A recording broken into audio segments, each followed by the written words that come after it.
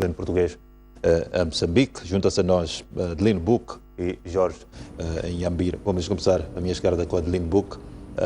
O que é que lhe oferece dizer relativamente aos pronunciamentos, portanto, do presidente de Portugal, Marcelo Rebelo de Sousa, a primeira reportagem que vimos, ao dizer aqui que o passado não pode criar complexo de superioridade entre os moçambicanos. O que é que lhe oferece dizer relativamente aos pronunciamentos de Marcelo Rebelo de Sousa? Muito obrigado, boa noite aos senhores telespectadores. Primeiro, dizer que o pronunciamento do Presidente da República Portuguesa é um pronunciamento de cariz didático. Portanto, o que se pretende dizer aqui é que as pessoas devem se relacionar em pé de igualdade. Portanto, não há superiores nem inferiores, não há vencidos nem vencedores. Nestes processos é importante que as pessoas se unam por aquilo que lhes é mais importante do que cultivarem aquilo que lhes estabelece mais diferenças entre elas. Por outro lado, deve entender-se esta mensagem como uma forma de aproximação entre os moçambicanos que se sentem parte da RENAMO e os moçambicanos que se sentem parte da FRELIMO, uma vez que a RENAMO vem sempre queixando-se daquilo que chamamos de exclusão económica e social. Provavelmente esta sensação de exclusão económica e social é que tem estado a criar esta percepção dos superiores e inferiores, dos ganhadores e perdedores, e, portanto, trata-se de alguma coisa que, dita pela pessoa que o diz, que não é moçambicano, tem muita mais força do que dito por nós próprios. Portanto, eu penso que, efetivamente, esta mensagem é muito forte do ponto de vista de que os moçambicanos devem estar muito mais próximos do que divididos. E estando mais próximos do que divididos, significa que podemos conseguir resultados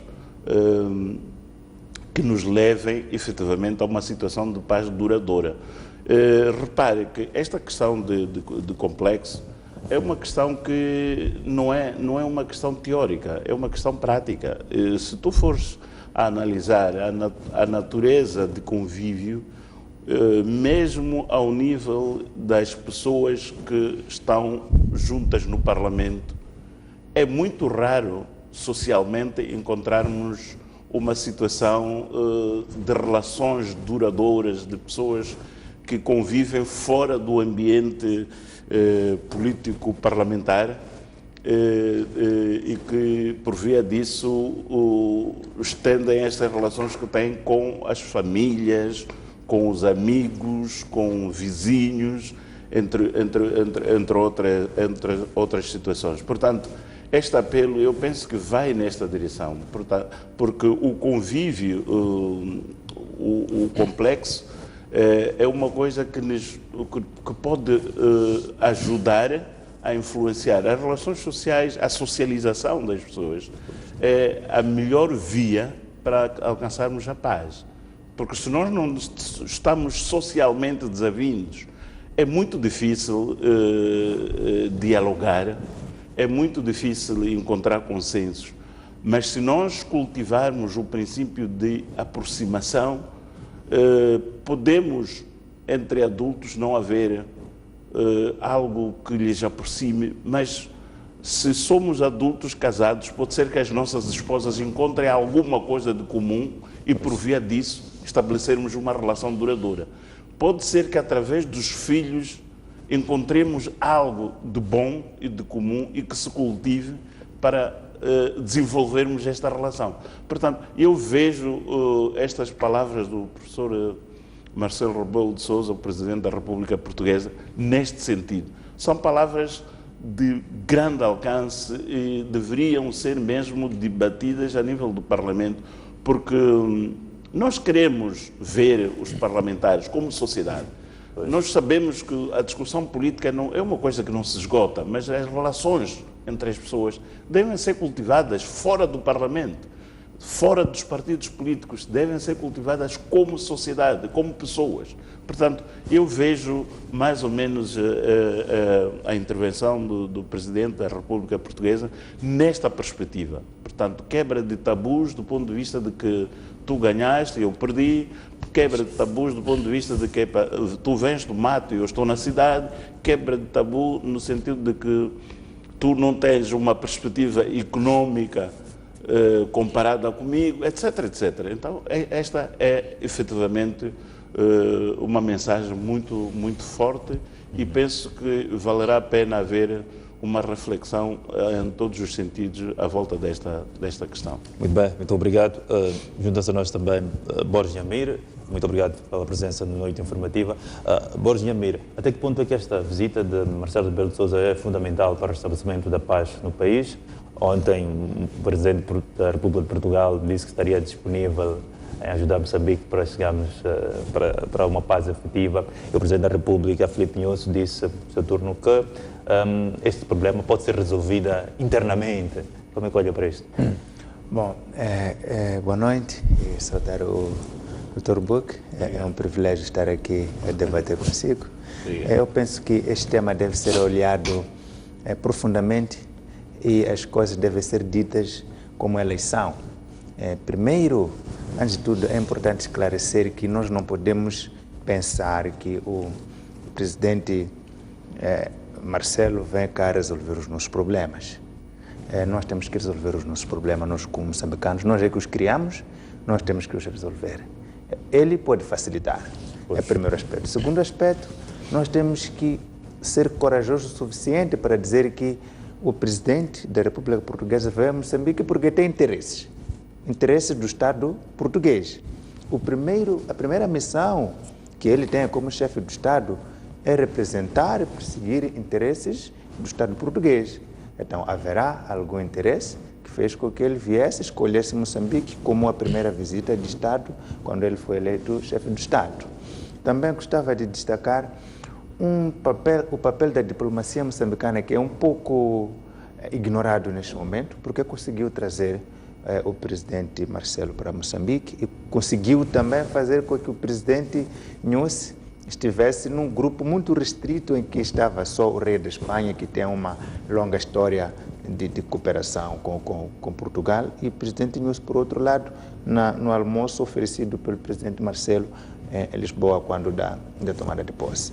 Pronto, agora nós podemos falar do que vai trazer esta visita em termos de alcance da paz, que é a sua questão.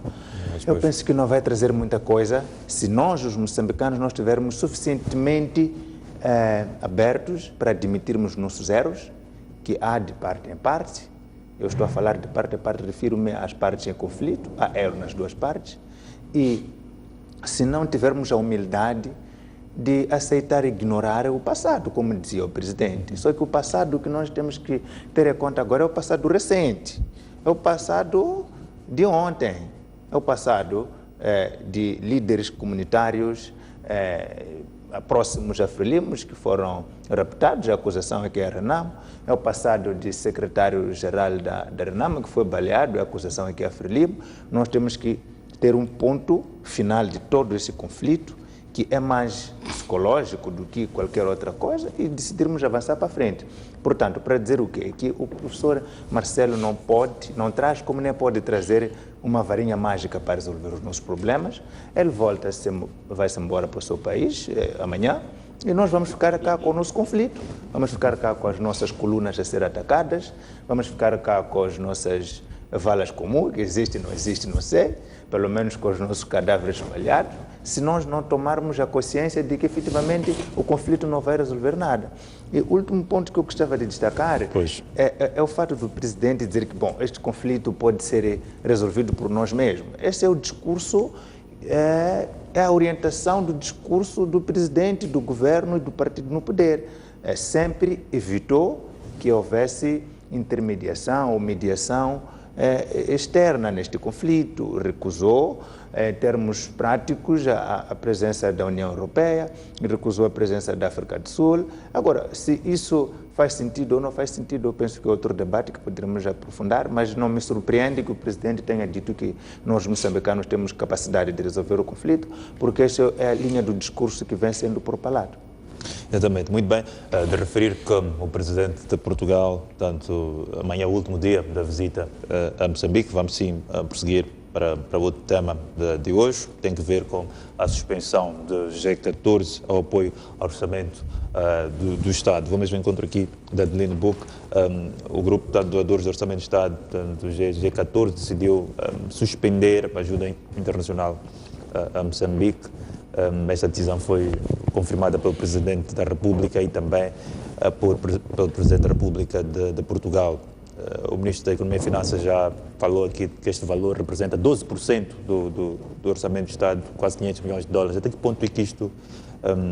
a que impactos assim, que esta situação poderá ter para o país? Muito obrigado. Olha, deixa só deixar aqui uma pequenita nota de rodapé em relação à visita do Presidente da República Portuguesa, que no almoço de ontem distinguiu dois cidadãos, um português e um moçambicano, pelos serviços prestados na área empresarial. Portanto, foi um gesto único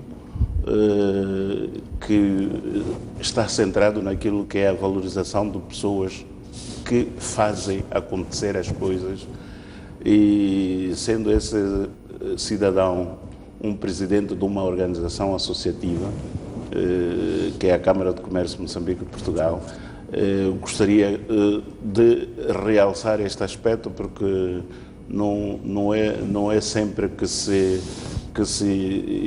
distingue um comendador, sobretudo quando essa distinção é feita no seu próprio país por alguém de fora, e se quisermos considerar que estamos perante o primeiro comendador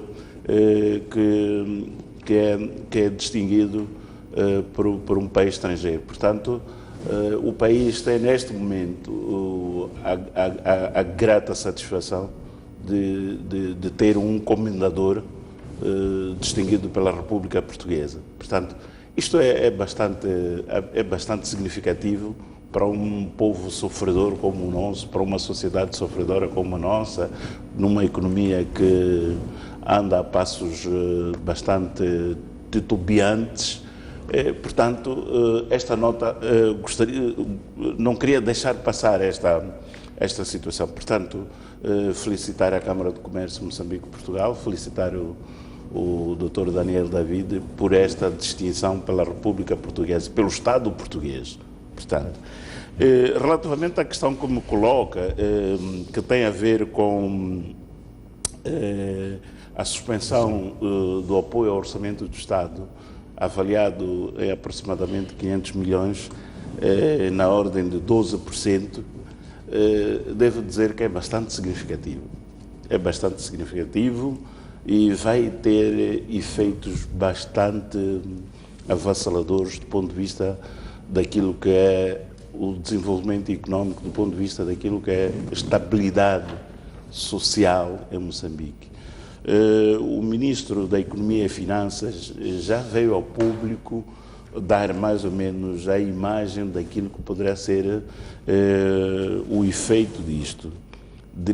Disse ele que não haverá mais contratações para a função pública, o que significa que as pessoas que tinham expectativa de um emprego deixam de ter essa expectativa. Portanto, é um efeito bastante avassalador. Portanto, havia uma possibilidade, vai deixar de existir. E nós sabemos que no nosso país a função pública é um dos grandes empregadores. Isto, à partida, é bastante mau. Ficamos a saber que outras situações vai afetar as pessoas, naturalmente, como é o caso de viagens poucas viagens ao exterior, contenção de gastos com combustíveis, etc. Bom, essa situação, digamos que é uma situação aceitável do ponto de vista daquilo que são as formas de contenção. Mas aquilo que é a contratação de novas pessoas, a promoção nas carreiras, etc., etc., isto vai ser bastante avassalador. Mas há um aspecto também muito importante, é que a dinâmica da economia em Moçambique é promovido pelo orçamento do Estado. Portanto, o Estado é o maior contratador de serviços, não é? Portanto, se o Estado não for capaz, não é, de lançar concursos para obras públicas, para a prestação de serviços, etc., significa que a nossa economia vai entrar para uma situação de letargia. Isto vai ter impacto bastante grande. Eu só espero que, em função daquilo que é a abertura do próprio governo, em função daquilo que são as constatações do Fundo Monetário Internacional, em função daquilo que porque os factos já estão lá, já não muda nada, quer dizer, é preciso tomar medidas, mas é importante que essas medidas não sejam medidas de sacrificar mais as pessoas que já de si estão sacrificadas. Portanto, é importante que os técnicos e os decisores do Fundo Monetário Internacional tenham em consideração que isto pode criar problemas muito mais graves do que a própria dívida, do ponto de vista económico e social em Moçambique. Portanto, exatamente, para Jambir, gostaria de colocar a mesma questão, do impacto que Moçambique poderá ter com essa suspensão da ajuda internacional de parte do G14.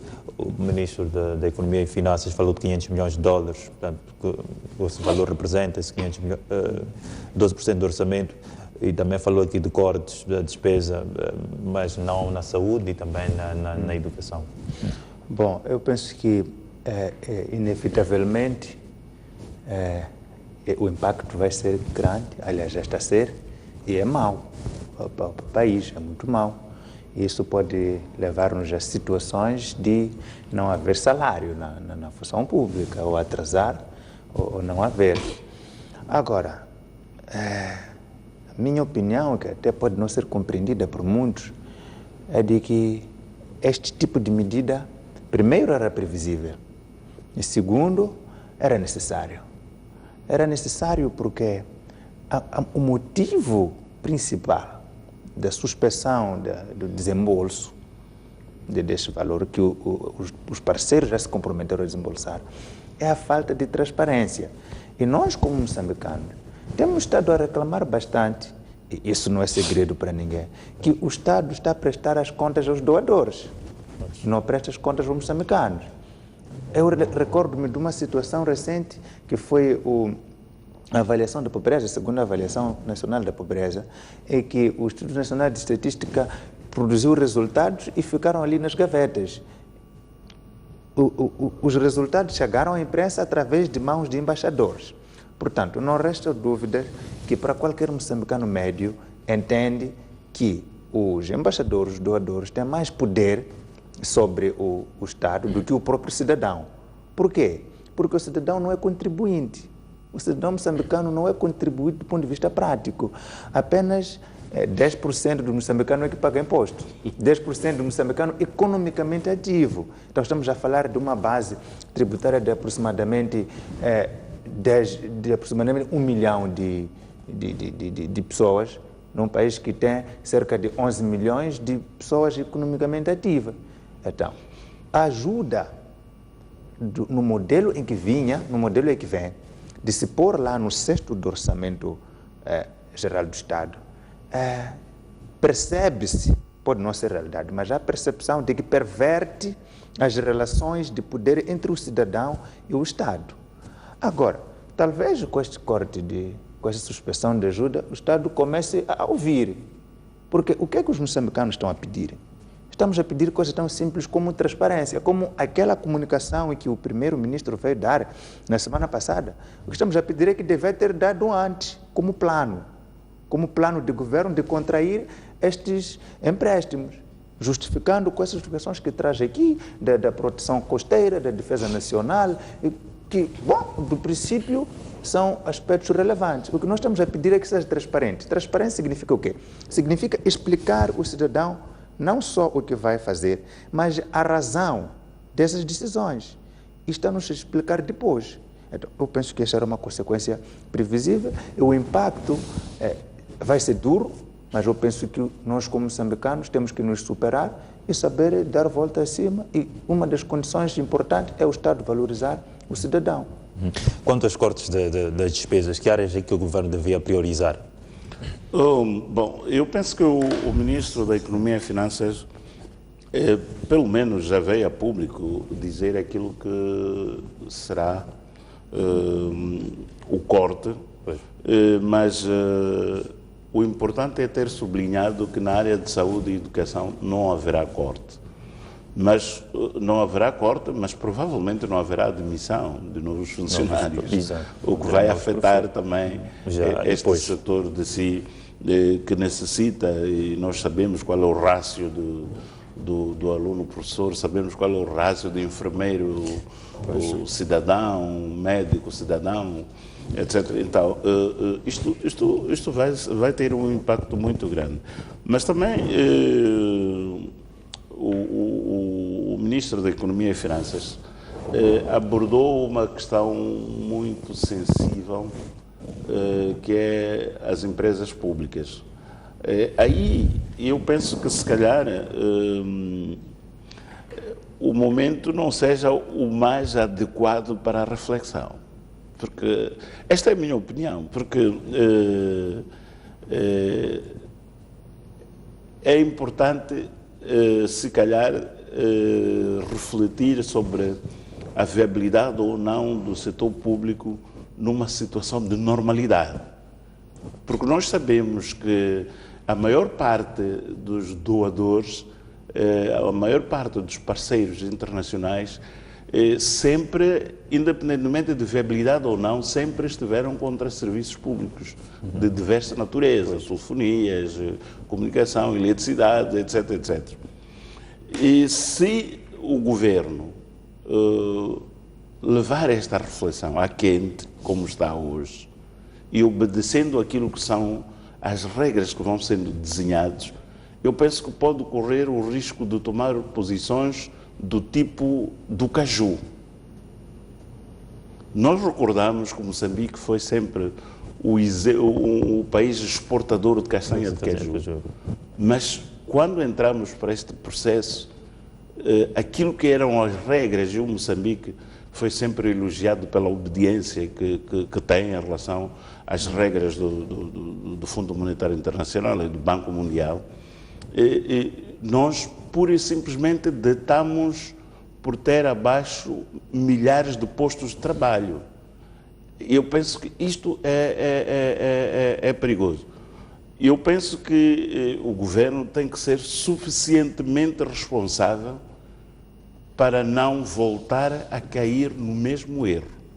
Não estou a dizer, repare, não estou a dizer que não se deve refletir sobre o desempenho das empresas públicas. É importante que haja essa reflexão, mas essa reflexão não pode resultar do facto de Moçambique estar em problemas com a dívida pública. Tem que ser um ato de racionalidade, um ato ponderado, um ato que não tem muito a ver com pressões, para não haver muitos arrependimentos. Eu confesso, fiquei um pouco arrepiado com a ideia de que muito brevemente vamos analisar estas questões, haverá um seminário. Eu acho que é preciso que o governo não se precipite em medidas. Estamos mal, sim. O cidadão vai precisar dos serviços públicos, sim senhor, nas condições em que são oferecidos. Já nos queixamos do custo de energia, já nos queixamos de outros custos. Imagine que estes serviços passem para um serviço privado. eu penso que muito mais gente vai se queixar ainda. Eu acho que, neste aspecto, sou muito cético. E se a minha opinião tivesse alguma validade, aconselharia ao governo para suspender esta atividade específica da análise, exigir das empresas públicas que produzam, em face das dificuldades que o país tem, que produzam para o seu sustento mínimo e que esqueçam que o Estado vai injetar dinheiro. Isso tem que ser claro. Reúna com o setor público, com as empresas públicas e diz assim, olha, meus amigos, o país está com problemas de dívida insustentável, o governo não tem condições de custear as despesas das empresas públicas. Cada direção, cada gestor deve ser capaz de produzir resultados para sustentar a empresa onde está. Quem não tiver capacidade de o fazer, demita-se. Esta é a melhor medida, no lugar de olhar para a medida de estruturação numa situação em que estamos. Esta é a minha opinião. Eu penso que deve valer o que vale, mas é a minha opinião. Exato. Bom, Inhambir, imagina-se dias difíceis, naturalmente, perante essa situação toda nos próximos dias, nos próximos meses, e como é que olha também para aquilo que é a situação das manifestações. Depois dessas situações é notório, naturalmente, a existência de manifestações populares. Vimos sexta-feira passada em que foi preciso mobilizar-se uma equipa da polícia para conter esta situação. É um pouco paradoxo, não é? Um dos grandes problemas nosso como moçambicano é não produzir. Todos os problemas que temos a seguir estão acorrados a este problema essencial que é não produzir. Nós não produzimos. Temos terra ociosa, temos homens ociosos, nós não produzimos e o que temos que fazer é produzir. Então, eu penso que este é um dos principais problemas. Se nós hoje dependemos da ajuda externa, é porque não produzimos o suficiente para nós consumirmos. Então, estamos a sobreviver das poupanças dos outros. Isso é muito grave. E quando paralisa-se um dia de trabalho, economicamente contabiliza quanto dinheiro se perdeu naquele dia para as pessoas ficarem em casa ou ir a mais. Para não falar das despesas que houve também, que tem que ver com todo o aparato que a polícia teve que mobilizar. Mas eu estava a dizer que é um pouco paradoxo. Por quê? Porque eu não defendo que a solução seja impedir as pessoas de se expressar. Porque as pessoas funcionam como uma panela de pressão.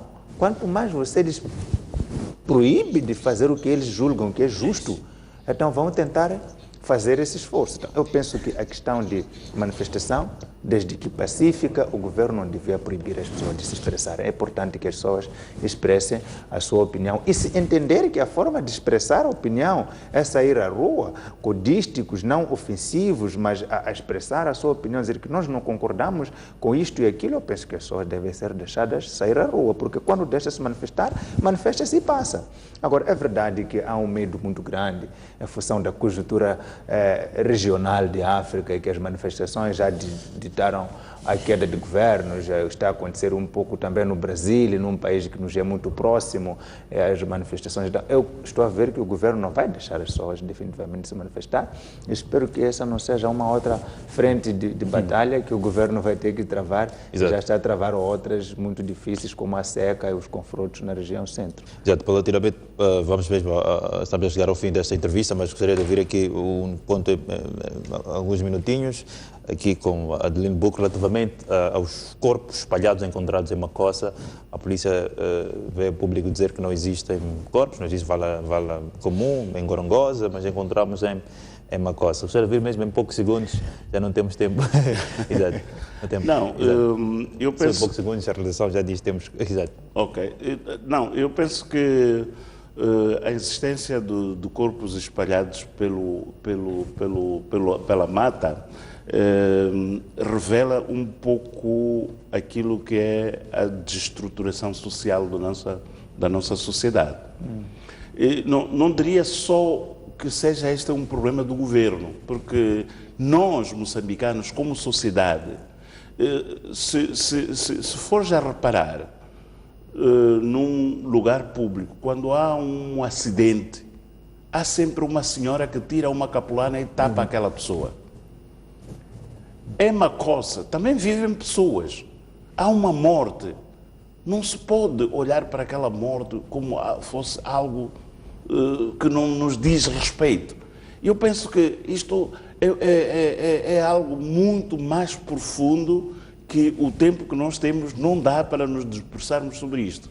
Porque isto é definitivamente a desestruturação social, isto é definitivamente a imoralização que está a ganhar terreno e acho que é extremamente perigoso, porque não representa aquilo que é, de facto, a característica dos moçambicanos. Muito bem, muito obrigado, Adelino Buck, muito obrigado também, Borges Inhamir, pela presença na noite informativa. Dizer que nós voltamos amanhã com mais temas de atualidade nacional e também com mais assuntos para analisar. Boa noite.